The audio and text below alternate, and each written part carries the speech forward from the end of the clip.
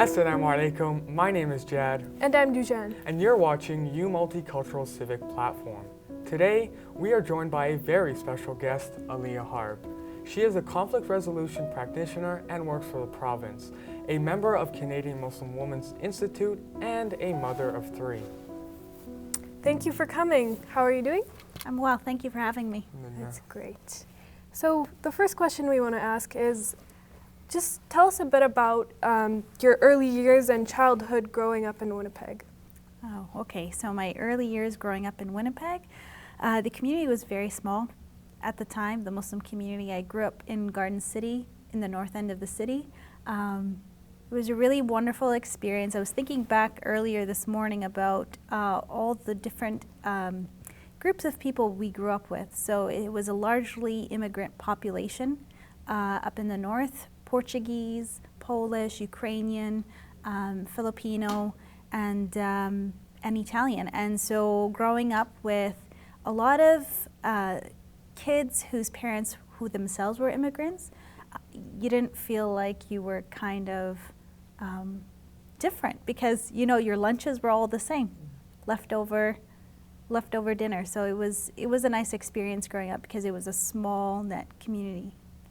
So you grew up here. What are some early memories of the Muslim community in Winnipeg? Yeah, it was really small. Everybody knew everybody. So every time you went to the Friday prayer, Eid, you knew everybody's name. And it was a wonderful, small, tight-knit community where you grew up with similar, experiences as being a Muslim child in the prairies. So lots of youth activities run by aunties, home-cooked meals and late nights at the mosque, and it gave you a sense of belonging, for sure. So I understand you started wearing hijab at a pretty young age, and you went to public school that was majority white. What are like some of the challenges of that, of being a visible Muslim in such a,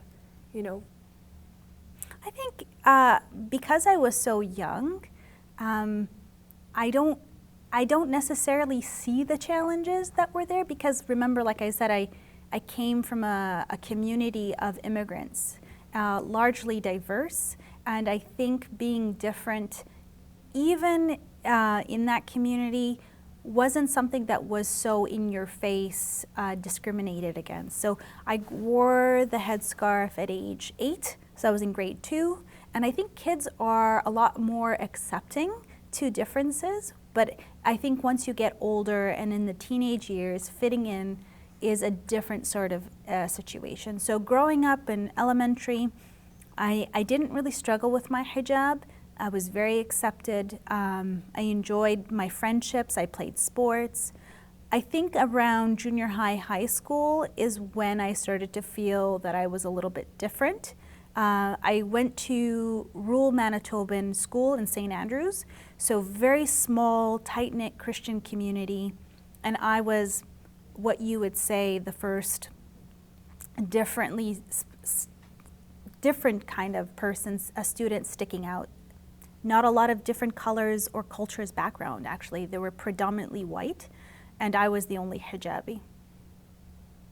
Okay, so from this public school, you shifted over to university. I understand that you did attend the Manitoba University of Winnipeg. Sorry. What was it like being involved in the MSA at its early stages, and what kind of work were you guys doing? Oh, it was exciting. We were a small group again. We did a lot of partnerships with the University of Manitoba Muslim Student Association. It was exciting because we were, like I said, the community was really small. Everybody knew everybody. We did conferences. We brought outside speakers from all across North America, talked about, the importance of character and volunteering and giving back to the larger community that you live in the city. We did a lot of info booths at the university. We taught people about Muslims and Islam. And after 9/11, we did a lot more of that. We did it prior to that, but I wasn't there prior to 9/11, but after, that was the years that I was in university. So we did a lot of info sessions, like teaching people about Muslims, teaching them that Muslims are a very diverse community from all over the world, and the principles that bind us as a human being are very transitions through all cultures and especially countries as well. So kind of bringing that human back to maybe the image that was portrayed in the media that was other. So, yeah. That's some cool work. Yeah, it was I fun. hope, inshallah, one day that our MSAs in our universities, they rise, or they get back to the glory that they once were. Yeah. What are some challenges of raising a family in the West and trying to instill, maintain faith and trying to instill certain values into your children? Okay, so that's a great question. I think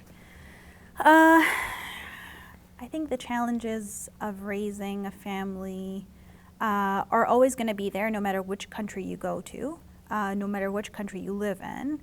I think raising children is such an important role to play, and I think it's probably the hardest job, if anything. In terms of instilling values, I think you have to practice what you preach. So if you want your children to have a sense of belonging in community and live out their faith as individuals, you know that the service of God isn't limited just to the Muslim community, but it is the service to all of your community in Winnipeg. So if you're in Winnipeg, if you're in Toronto, helping out in soup kitchens, volunteering at your local school and in your workplaces is living the talk of your values and beliefs. And so what I try to do, and so does my husband, is that we try to be as very active as possible in all the aspects of our lives to show that our kids that, you should be proud of who you are and live out those values in every arena of your life. So I think that there will always be challenges no matter where you go, but it is, approaching it with the sincerest of hearts, but also walking the talk. I think that's really what it is. That's interesting. Yeah, and you had some very valid points.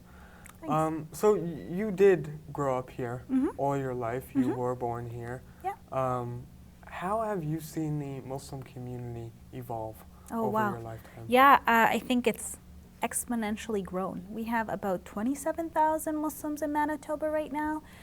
We were very small community back then, and we used to all fit into the Hazelwood Mosque, the Pioneer Mosque, and now, like this past Ramadan, the masjid was busting at the seams to hold prayers at night. So it's a beautiful growth, and I hope that, as it continues to grow, there's enough services and supports to, rise up to the occasion to support these families who are coming into the province, and have a sense of community for them. And I think, the Manitoba Islamic Association and the Canadian Muslim Women Institute and a lot of other organizations like the Islamic Social Services Association of Canada, these are really awesome organizations that are doing such important work for our community.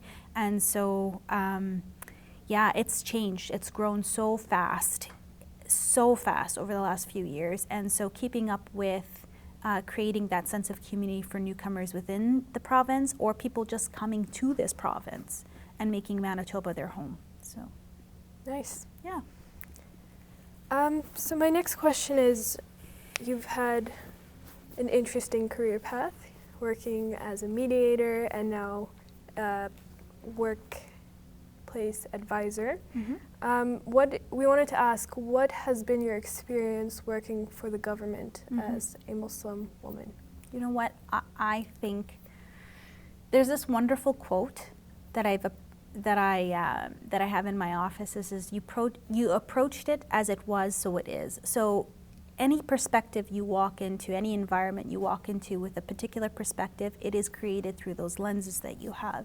And I've been so fortunate to work not only for the government, but for a not-for-profit agency that gave me the tools and the resources to be a peacemaker. So my background in conflict resolution is focal to the peace work we do in the community. So no matter what environment you are in, you are always doing the people work, the peace work, and I'm so proud to be a part of the province because they too believe in the value of helping employees become more cohesive in their workplace relationships, because if you're not good in your relationships, it does affect the productivity and the outcome of how you operate. And everybody who comes to whatever workplace, the government, not-for-profits, they have a skill, insight, and wisdom that are going to make our community better.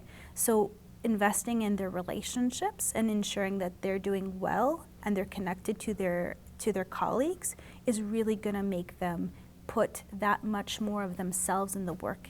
And it's beautiful work and it's necessary work. Yeah, and communication is a very important skill to have 100%. between people. Yeah. Yeah. So you've been involved in some politics, and we've recently seen Ibrahim Khan. He was elected into Parliament. What's your take, or do you think that Muslims should be getting more involved with politics and higher positions of decision making? Yeah, well, it's a great question. I did run for school trustee because I believed in the values of being involved in the greater community. I think that Muslims and whoever you are, as a Manitoban, as a Winnipegger, should be a part of your civic responsibility, voting, and getting engaged. And if you feel like you have the expertise and the skill sets to really benefit and produce benefit for community, you should run.